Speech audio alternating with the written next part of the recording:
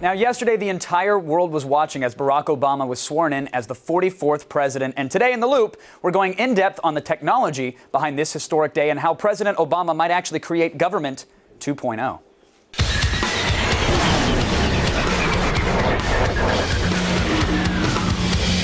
Joining me from San Francisco to help make sense of it all, a Wired contributing editor whose story, The Wired Presidency, appears in the magazine's February issue. Evan Ratliff is here. Welcome to The Loop, Evan. How are you? Thanks. I'm doing well. Good, good.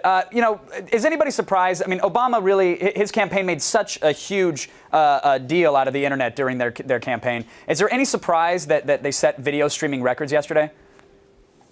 No, I wouldn't say there's any surprise. They certainly delivered a lot of information via the internet, via the web during the campaign. And then you have just generally people are getting more information online, their news, their political news especially. Right. And then on top of all that, it actually happened during the workday. So then you have people cutting out of work essentially to sit at their desks and watch the inauguration. So the combination of those three things was enough to pretty much overwhelm any records that had been set before. Yeah, people popped open a new tab, watched the address, then went back to their fantasy football during the workday, right? Yeah, exactly. But how has, Obama's been doing these YouTube addresses. How have those been performing? Because I know when they first came on the scene, there were millions of views, but now, Sexy Phil seems to be getting more views than Obama talking about the economy.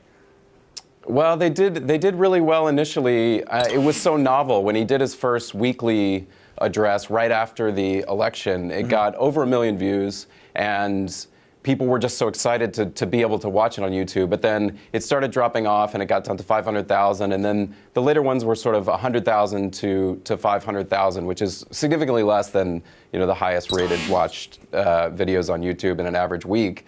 And I think people just their appetite for the campaign was so great that once the campaign was over, they were still really excited about Obama, and then they sort of lost interest as things got more specific, they got more policy-oriented, and a lot of people just aren't as interested in watching those videos, but they'll probably ramp up again now that he's actually in office. He's actually there. Is that something that his as president he's going to continue to do? Do we know if he'll keep creating those YouTube addresses?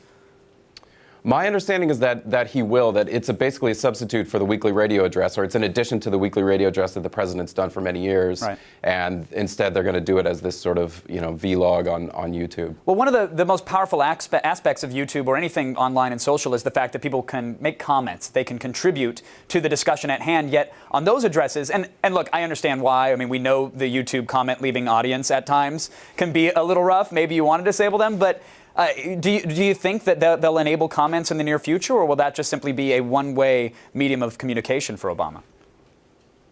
Well, I think that they will probably enable comments. When they first released the YouTube videos, they didn't have comments, and they got some flack from that from the very sort of tech-oriented people saying, well, this is a one-way conversation. And then eventually they did enable the comments, and then you could sort of see the type of discussion that happened. I mean, if you could really call it a discussion, it was sort of typical YouTube comments like, right. Obama looks hot in high def and things like that. Exactly. And so they probably will allow that when they have the other YouTube addresses. It seems like they've set that precedent, but at the same time, that doesn't necessarily mean it's a two-way conversation. It doesn't mean that they're actually reading the comments or sort of discerning some public opinion from them. But my guess is they probably will allow them because they seem to have done that before. All right. Well, Evan, how does Twitter factor into everything? Because, I mean, yesterday, Twitter and Facebook, they both saw a big spike. And yet the Obama Twitter account, which was, it was a great source for fundraising and awareness for a while, but it's been really quiet since the election.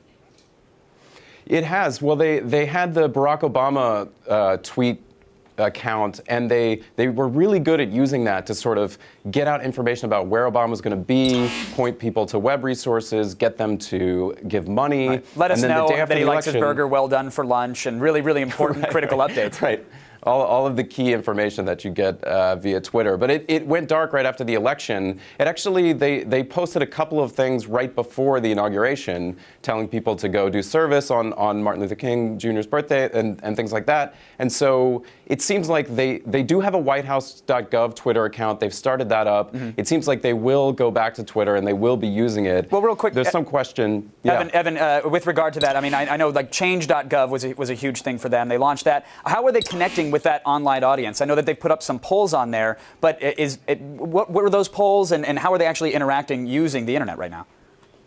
Well, they had a couple of ways. One was they had questions that you could submit questions and people could vote on those questions, and then they would have some of the staff members, either the press secretary or other people on the transition staff, would answer those questions. What are we voting on? Like what his ringtone should be, or what glitter graphics he should use on his Facebook?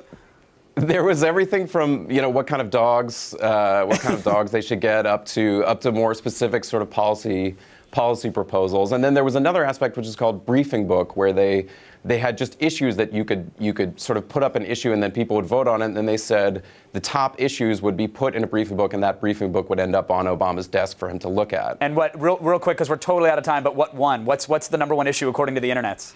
The number one issue according to the internet was that we should legalize marijuana. Oh, that doesn't surprise me at all, actually. Slow clap for the internet. Evan, thank you so much for keeping us in the loop. And President Obama, I hope you take that very, very seriously, because the petition online stuff is getting old. Let's just do it already.